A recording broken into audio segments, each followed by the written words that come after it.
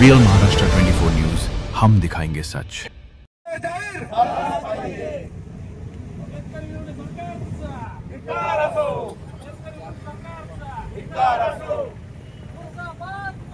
महाविकास आघाडीच्या वतीने धरणे आंदोलन केलेले आहे।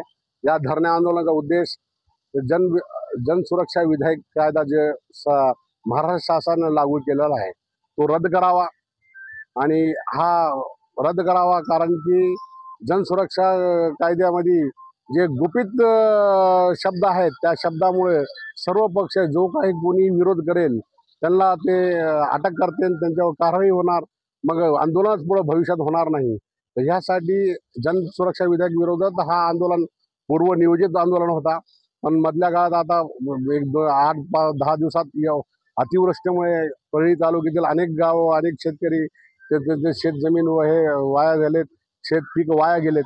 तोही मुद्दा आम्ही या आंदोलनामध्ये घेऊन शेतकऱ्यांना सरसकट कर्जमाफी व्हावी आणि या परिसरात किंवा महाराष्ट्रात न करता पण ज्या परिसरात अतिवृष्टी जास्त झाली तिथं ओला दुष्काळ जाहीर करावा, विद्यार्थ्यांना फीसचे पैसे माफ करावे आणि तातडीनं शेतकऱ्यांना मदत करावी, या उद्देशानं हा आंदोलन आम्ही केले आहे। इथं सर्व महाविकास आघाडीच्या वतीनं राष्ट्रवादी शरद पवार गट,